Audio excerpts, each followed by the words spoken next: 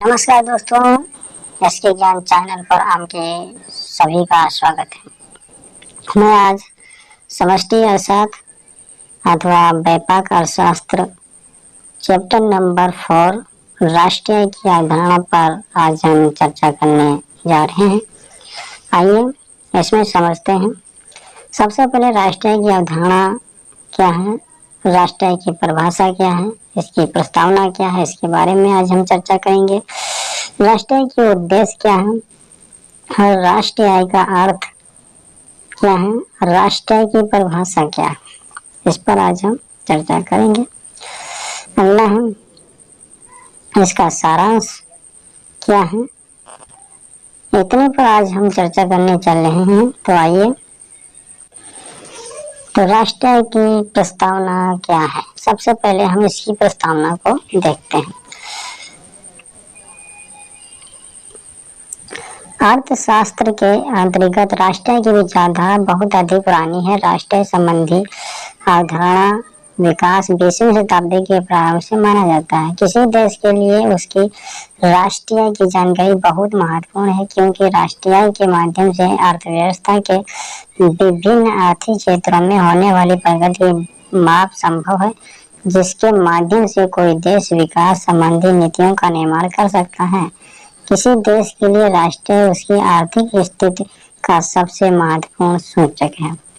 तो इसमें देखिए क्या कहा है कि जो राष्ट्रीय है, तो राष्ट्रीय की जो विचारधारा जो अर्थशास्त्री थे, इन्होंने विचारधारा बहुत पुरानी रखी है, बहुत पुरानी अर्थशास्त्र विचारधारा रखी है। जो सबसे पहले एडवर्सो ने अर्थशास्त्र के जनक थे, उन्होंने अर्थशास्त्र के बारे में लिखा था। तब से लेकर अभी तक जितने भी अर्थशास्त्री रहे हैं, उन्होंने पुरानी की विचारधारा को लेकर चले हैं कि तो राष्ट्रीय संबंधी अवधारणा का विकास जो था उस समय जो था, तो 20वीं शताब्दी के प्रारंभ से माना जाता है। किसी देश के लिए उसके राष्ट्रीय की जानकारी बहुत महत्वपूर्ण है। जब हम किसी देश में रहते हैं तो उस देश के अंदर राष्ट्रीय आय, जो राष्ट्र की आय है, जो कुल राष्ट्र की आय है, उसकी जानकारी हमें बहुत ही महत्वपूर्ण है, बहुत जरूरी हमें याद होना चाहिए, क्योंकि राष्ट्रीय के माध्यम से अर्थव्यवस्था के विभिन्न आर्थिक क्षेत्रों में होने वाली प्रगति की माप संभव है। तो मैंने बताया कि जो राष्ट्रीय की आय, जब देश की राष्ट्रीय होती है तो देश की राष्ट्रीय में राष्ट्रीय से हमारे देश की अर्थव्यवस्था में विकास होता है, उसमें आर्थिक क्षेत्रों में प्रगति होती है। जब आर्थिक क्षेत्र में प्रगति होती है तो देश में रोजगार की मात्रा अधिक बढ़ती है। जब रोजगार की मात्रा बढ़ती है तो बेरोजगारी की मात्रा घटती है, और बेरोजगारी की मात्रा घटती है, जिससे हमारे देश के आर्थिक विकास में वृद्धि होगी। राष्ट्रीय आय उसकी आर्थिक स्थिति का सबसे बड़ा साधन माना जाता है। ओके, सही करिए, फिर से समझ लीजिए कि अर्थशास्त्र जो राष्ट्रीय है, तो इस राष्ट्रीय आय जो प्रत्येक देश की राष्ट्रीय है, इस राष्ट्रीय आय से ही हमारे देश की अर्थव्यवस्था मजबूत होती है। सिंपल से शब्दों में समझ लीजिए कि जब राष्ट्रीय आय होगी, जब आय अधिक होगी, तो जब आय अधिक होगी तो देश की अर्थव्यवस्था मजबूत होगी। जब अर्थव्यवस्था मजबूत होगी तो देश के आर्थिक क्षेत्रों में होने वाली प्रगति या आर्थिक क्षेत्र में होने वाली वृद्धि से ही हमारे देश के आर्थिक विकास में वृद्धि होगी। जब आर्थिक विकास में वृद्धि होगी तो हमारा देश क्या होगा, विकसित होगा। जब विकसित होगा तो देश के अधिक अन्य देशों जैसे भारत भी एक विकासशील देश था, अर्ध विकसित देश था, उसे आज वर्तमान काल में विकासशील देश कहा जाता है। आगे चलते हैं, उद्देश्य पर चर्चा करते हैं। तो उद्देश्य के बारे में चलते हैं। तो इस इकाई के अध्ययन करने के बाद आप जानेंगे कि इसके क्या उद्देश्य हैं। तो नंबर 1 है राष्ट्रीय उत्पाद का अर्थ, उनके पारस्परिक संबंध की जानकारी प्राप्त कर सकेंगे। जो राष्ट्रीय है, जो राष्ट्रीय उत्पाद का अर्थ जान सकेंगे, उसके पारस्परिक संबंध की पूर्ण रूप से जानकारी पा जाएंगे। अगला है राष्ट्रीय से संबंधित विभिन्न अर्थशास्त्रियों द्वारा दी गई परिभाषाओं से परिचित होंगे। जो राष्ट्रीय से संबंधित है, जो विभिन्न अर्थशास्त्री रहे, उनके द्वारा जो दी गई परिभाषा आप पूर्ण रूप से जान सकेंगे। राष्ट्र की सर्वश्रेष्ठ परिभाषा की विशेषताओं को जान सकेंगे। जो राष्ट्र की जो सर्वश्रेष्ठ परिभाषा होती है, उनकी विशेषता के बारे में पूर्ण रूप से आपको आज बताएंगे। चलिए आगे चलते हैं। तो आइए, नंबर 1 है राष्ट्रीय राष्ट्र उत्पाद का अर्थ।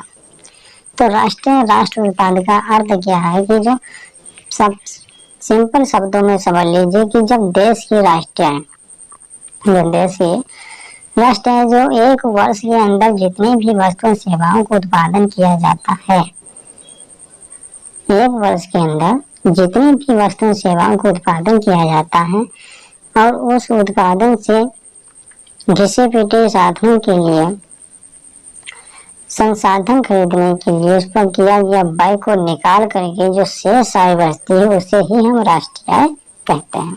ठीक है, शेष आय बचती है उसे हम क्या कहते हैं? राष्ट्रीय आय। दूसरे शब्दों में, प्रत्येक वर्ष में जितने भी वस्तुओं सेवाओं को उत्पादन करते हैं और वस्तुओं सेवाओं को उत्पादन करते हैं, उनसे जो आय प्राप्त होती है वही हमारी राष्ट्रीय आय कहलाती है। सिंपल शब्दों में सब समझ लीजिए क्या कहा है। राष्ट्रीय की अवधारणा का अर्थ में महत्वपूर्ण स्थान है। राष्ट्रीय से अभिप्राय वस्तुओं सेवाओं के उस प्रवाह से है जो किसी राष्ट्र पर एक वर्ष के दौरान उपलब्ध होता है। ठीक है, एक वर्ष के अंदर जितनी भी वस्तुओं सेवाओं का उत्पादन होता है, उनसे जो प्राप्त आय को ही हम राष्ट्रीय आय कहते हैं। ठीक समानता किसी देश में एक वर्ष की अवधि में उत्पादित सभी वस्तुओं सेवाओं के कुल मौद्रिक मूल्यों को राष्ट्रीय कहते हैं। समझ पड़िए, मूल्यों को हम राष्ट्रीय आय कहते हैं। लेकिन ये राष्ट्रीय आय भी मानी कहाँ गई?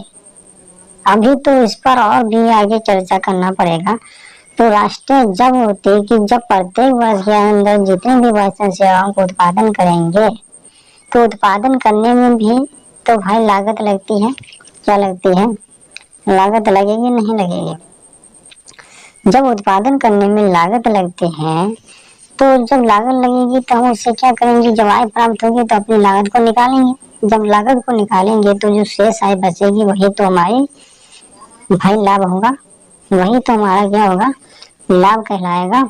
नहीं तो जो शेष आय बचती है, जो घटाने के बाद जो उत्पादन करने वाले संसाधन को खरीदते हैं और उस संसाधन को खरीदेंगे जितने भी हमारी लागत लगती है, उसे हम जो कुल आय प्राप्त होती है उसे घटाकर जो शेष आय बचती है वही हमारी क्या होगी? बचत होगी या राष्ट्रीय आय होगी। ठीक है, जैसे मान लेते हैं कि एक व्यक्ति ने एक कंपनी खोल रखी है, किसान है। एक किसान ने अपने खेत में एक गन्ना बो रखा है। गन्ना बोने के बाद में अंत में उसे जो आय प्राप्त होती है, और जो शुरू से अंत तक जितनी भी आय लगाता है, जो जितनी भी अपनी लागत लगाता है, जो अंत में जो उसे आय प्राप्त होती है, जो लगी हुई लागत को निकाल लेता है, लगी हुई लागत जितनी होती है उसे जो निकाल करके जो शेष आय बचती है उसकी कुल बचत आय होती है। तो उसी प्रकार से जो राष्ट्रीय है, जो राष्ट्रीय आय क्या होती है कि जो उसके जो सरकारें होती हैं, जो सरकार होती हैं, जो प्रत्येक वर्ष में जितने भी वस्तुओं सेवाओं का उत्पादन होता है या राज्य सरकार जितनी भी अपनी बजट से व्यय करता है, व्यय करने के बाद उसके जो राजकोष में जो धन एकत्रित होता है, जैसे करों द्वारा और करों के माध्यम से जो आय धन एकत्रित होता है, उसे जो किया गया व्यय को निकाल करके जो आय प्राप्त होती है उसे ही हम राष्ट्रीय आय कहते हैं। सिंपल से शब्दों में पढ़े, सिंपल गया। आगे चलते हैं। तो चलिए आगे चलते हैं। आगे क्या कहा है कि राष्ट्रीय लाभांश, राष्ट्र व्यय, राष्ट्र उत्पादन आदि शब्द एक दूसरे के स्थान पर पर्यायवाची शब्दों के रूप में प्रयुक्त होते हैं। जो राष्ट्रीय है, जो राष्ट्रीय आय, राष्ट्रीय लाभांश, जो राष्ट्रीय ही प्राप्त होती है उससे हम क्या होते हैं? हमारा लाभ प्राप्त होगा। तो राष्ट्रीय व्यय भी होती है, जो राष्ट्र में क्या होता है, कैसे का अपना व्यय करता है, व्यय करता है, राष्ट्रीय व्यय करता है, उसे उत्पादन होता है, उत्पादन जब होता है तो कुल आय प्राप्त, उसे मूल्यों, मौद्रिक मूल्यों के रूप में जो आय प्राप्त होती है और उसमें लगी हुई लाभ को निकाल देते हैं तो उसे हम राशि कहते हैं। जैसे मान लेते हैं कि आपके पास 10,000 रुपये है, आपने 10,000 रुपया को लिया। अब 10,000 रुपये में आपकी लागत कितनी लग गई, 3,000। जब भाई 3,000 लागत लगी है, जब 3,000 लागत लगी तो आपके पास कितने बचे, 7,000 ना।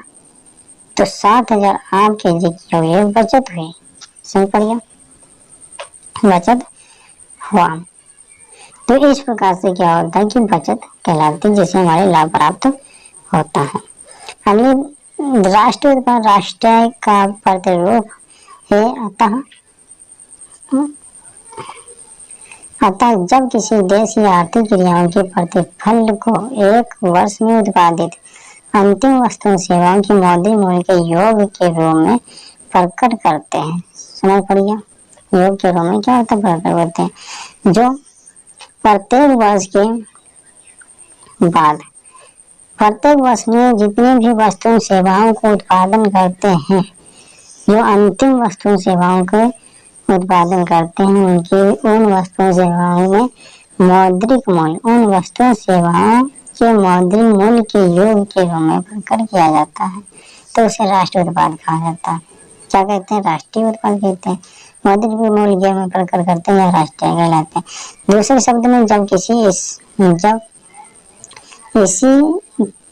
इसे ही एक वर्ष में औसत साधन, आय, मजदूरी, लगान, ब्याज और लाभ के योग के रूप में प्रकट करते हैं, तो इसे राष्ट्रीय आय कहा जाता है। समझ पड़ गया।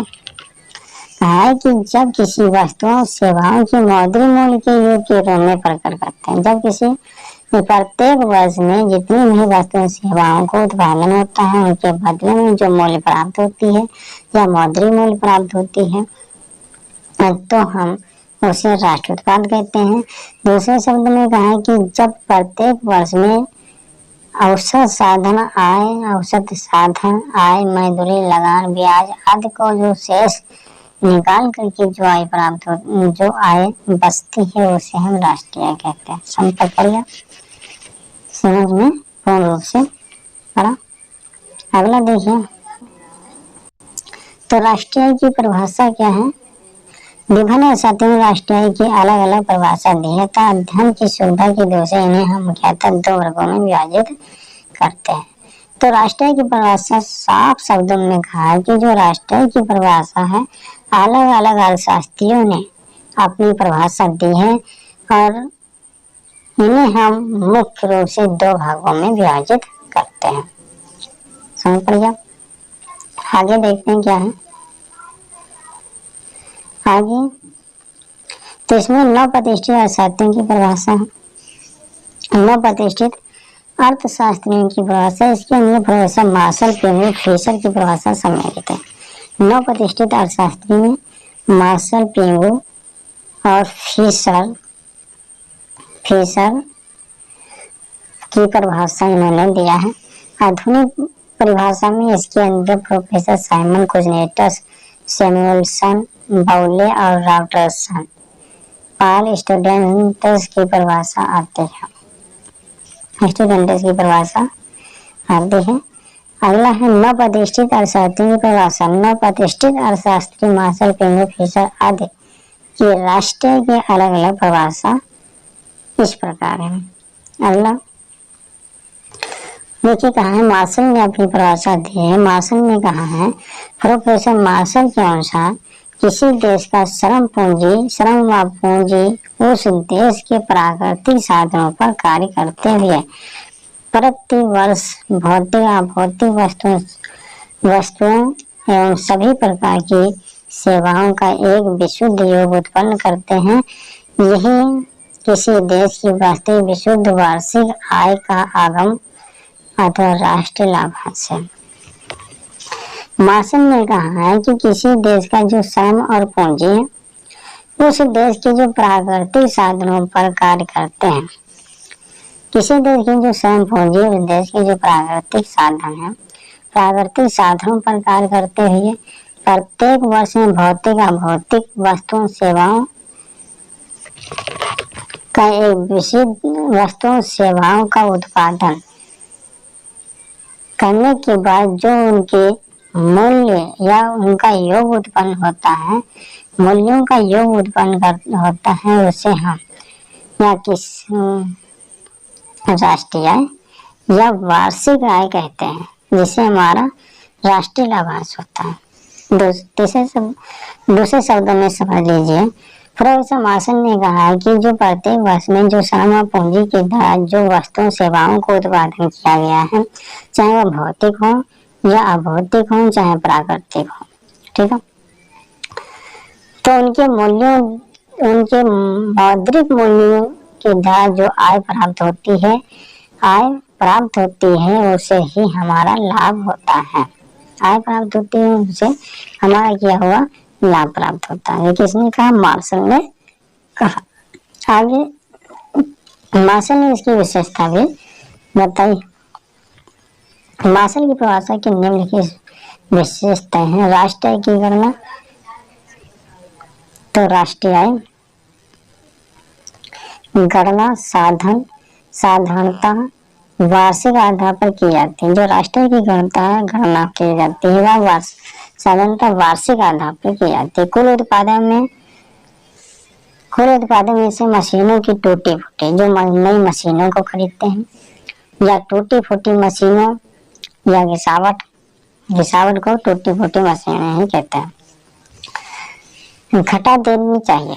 जो कुल उत्पादन होता है, कहा कि प्रत्येक वर्ष में वस्तुओं सेवाओं को जो कुल उत्पादन होता है, जो कुल आय प्राप्त होती है, उसमें से टूटी फूटी मशीनें या नई मशीनें खरीदेंगे या घिसावट पर व्यय किया गया उसे निकाल करके जो शेष आय बचती है, वही हमारे लाभ है, वही हमारे राष्ट्रीय है, ठीक है।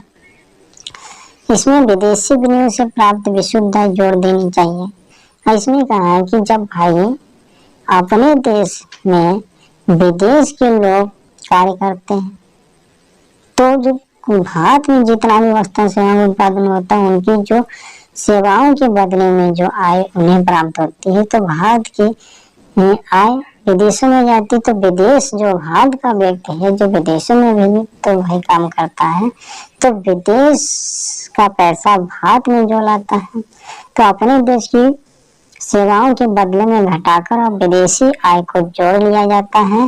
जोड़ने के बाद जो आय प्राप्त होती है उसे हम राष्ट्रीय आय कहते हैं।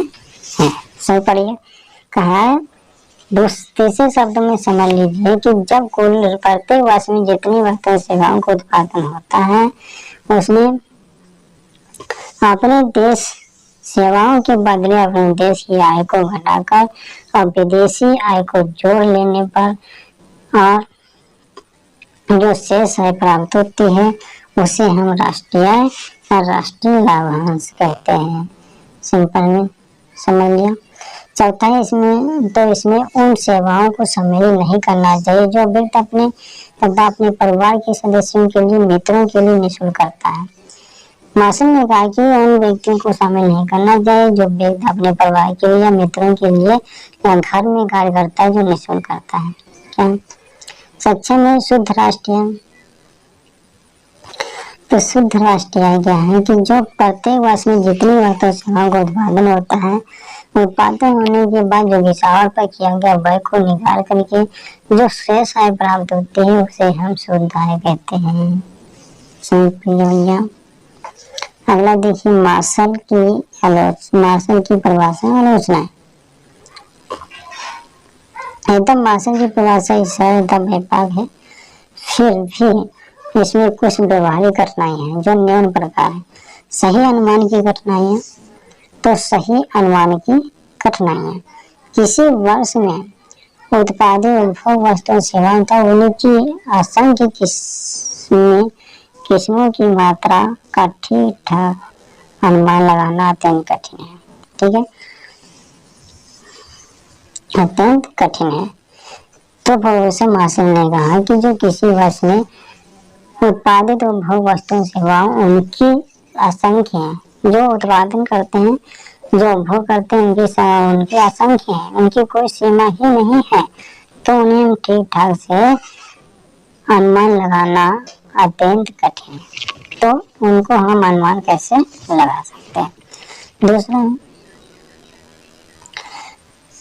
वस्तुएं जिनका बाजार में विनिमय नहीं होता, क्या का वस्तुएं हैं जिनका बाजार में क्या है विनिमय नहीं होता। वस्तुएं ऐसी होती हैं जिनका विनिमय बाजार में नहीं होता है, उदाहरण तरह से फसल और एक भाग उत्पादन अपने परिवार के प्रयोग के लिए रख लेता है। तो इसमें बताया कि वस्तुएं जिनका बाजार में विनिमय नहीं होता, जो एक तरह से है, मान लेते हैं कि जो एक किसान है, किसान क्या करता है, अपनी वस्तुओं को उत्पादन करता है, वो अपने खाने के लिए एक वर्ष तक रख लेता है, उसे बाजार में नहीं बेचता है, ठीक है। उससे हम क्या कहते हैं, वस्तु जिनका बाजार में विनिमय नहीं होता है, बेची नहीं जाती है।